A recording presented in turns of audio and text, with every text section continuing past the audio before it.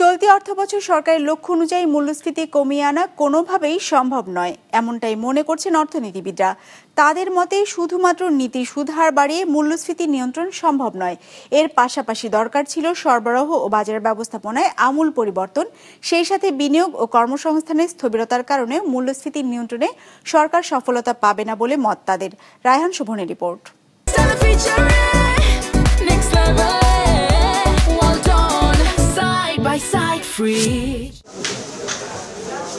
রাজধানীর কাঁচা বাজারগুলো ভরে গেছে শীতকালীন সবজিতে, তবে এখনো কমেনি দাম। প্রায় সব ধরনের সবজি কিনতেই ক্রেতাদের গুনতে হচ্ছে কেজি প্রতি ৬০ থেকে ৮০ টাকা পর্যন্ত। স্বস্তি নেই চাল ডাল সহ অন্যান্য মুদি পণ্যেও। এরই মধ্যে রোববার থেকে সয়াবিন তেলের দাম লিটারে ৯ টাকা বাড়িয়ে দিয়েছে ব্যবসায়ীরা।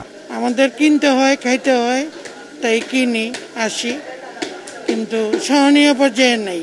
শীতকালীন সবজি হিসেবে সবকিছুর দামে বাড়তি, এখনো কোনো কিছু কমতি নেই। কাতল মাছ ৫ কেজি কাতল মাছ ৪৫০ টাকা দাম চাইলে দুধ দেয়, দাম বেশি। সিন্ডিকেটটা না ভাঙতে পারলে তো এই দাম কমবে না। বাজারে ভোগ্যপণ্যের দরে তেমন স্বস্তি না থাকলেও পরিসংখ্যান ব্যুরোর তথ্য বলছে ভিন্ন কথা।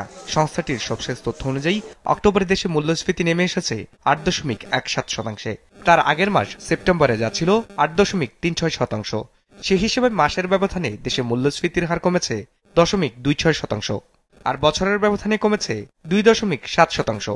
এক কথায় যদি বলতে হয় তাহলে আমরা বলতে পারি যে ৮% উপরে যখন মূল্যস্ফীতি, তখন সেটা সহনীয় নয়। কারণ আমাদের মতো দেশে মূল্যস্ফীতি ৫-৬% বেশি হওয়া উচিত নয়।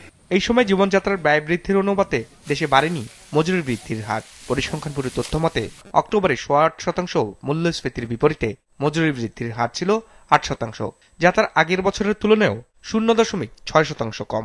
এই যে মূল্যস্ফীতির হার যখন মজুরি বৃদ্ধির হার বেশি থাকে, তখন যারা দরিদ্র জনগোষ্ঠী বা স্বল্প আয় জনগোষ্ঠী যারা মজুরির উপর নির্ভর করে আমাদের মতো দেশে, সেখানটায় তাদের কিন্তু প্রকৃত আয়টা কমে যায়।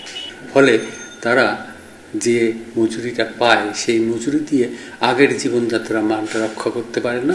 তাদের পুষ্টি, খাদ্য এবং সামগ্রিক জীবনযাত্রার মান এটা কিন্তু কমতে থাকে। চলতি বছর ডিসেম্বরের মধ্যে মূল্যস্ফীতি ৬% নেমে আসবে এমন প্রত্যাশা জানিয়েছিলেন প্রধান উপদেষ্টা। আর বৃহস্পতিবার বিডার এক অনুষ্ঠানে বাংলাদেশ ব্যাংক গভর্নর জানান, চলতি অর্থ বছরের মধ্যেই মূল্যস্ফীতি নেমে আসবে ৫%-এর নিচে। যেখানে চলতি অর্থ বছরের বাজেটে মূল্যস্ফীতি ৬.৫% নামানোর লক্ষ্য সরকারের। এখন ৬% আপনি যেটা কমিটমেন্ট করলেন, এটা যদি ৭.৫ যদি ৭ও নিয়ে নামায় আনতে পারেন, তবে আমি বলবো যে এটা খুবই ভালো। কারণ সামনে তো নির্বাচন, তো কিন্তু আমার মনে হয় না এটা ৬ বা ৭ নামায় আনতে। নির্বাচন যদি ফেব্রুয়ারি মাসে হয় এবং যদি একটা নতুন সরকার, রাজনৈতিক সরকার ক্ষমতায় আসে, তখন তো এসে তারা তো একটা ঘরটাকে গোছাতে তো একটা সময় লাগবে, তার বিভিন্ন পলিসি নিতেও সময় লাগবে।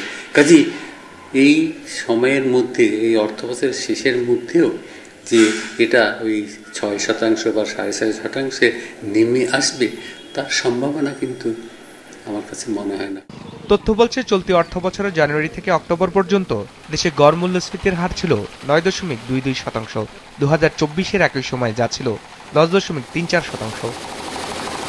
রায়হান শোভন, বিজনেস রিপোর্ট, মাছরাঙা টেলিভিশন।